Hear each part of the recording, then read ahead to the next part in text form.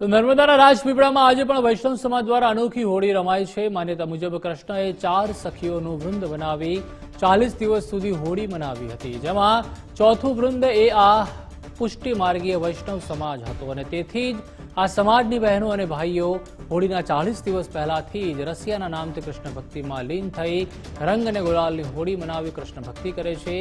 એક ધાર્મિક માન્યતા પ્રમાણે હોળીના 40 દિવસનો ઉત્સવ છે, ત્યારે વસંત પંચમીના દિવસથી 40 દિવસ સુધી અલગ અલગ રીતે હોળી ઉજવવામાં આવે છે અને 41મો દિવસ તે ડોલોત્સવ તરીકે ઉજવાય છે। વૈષ્ણવ સંપ્રદાય દ્વારા હોળી રસિયામાં માત્ર ગુલાબના ફૂલોની પાંદડીઓનો જ ઉપયોગ કરી ઇકો ફ્રેન્ડલી હોળી મનાવવામાં આવે છે।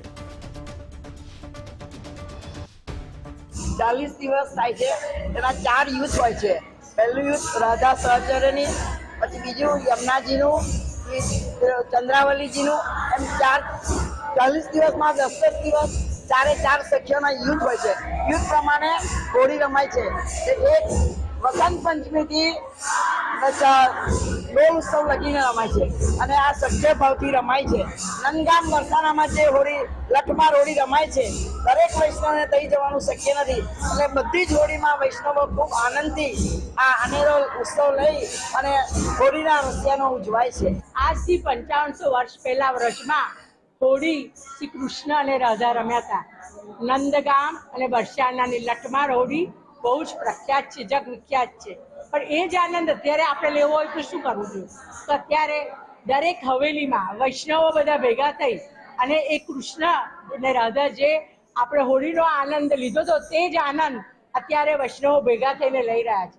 જો દરેકનું વ્રજમાં જવાનું તો શક્ય નથી, પણ એ વ્રજના આનંદને બધી સખીઓ આ સખી ભાવ છે। આજે આપણે શ્રીનાથજી હવેલીમાં અમે સૌ આનંદ એવો માણી રહ્યા છે કે અમારી સમક્ષ કૃષ્ણ અને રાધા બંને યુગલ સ્વરૂપે અત્યારે હાજર છે અને એમની સાથે જે અત્યાર સુધી કૃષ્ણ એટલે પૂર્ણ પુરુષોત્તમ, પણ આ 40 દિવસોમાં કૃષ્ણ ભગવાન અમારી સાથે અને અમારો એક કનૈયો એ અમારો સખો છે, એ ભાવથી અમે એની સાથે હોળી ખેલીએ છીએ।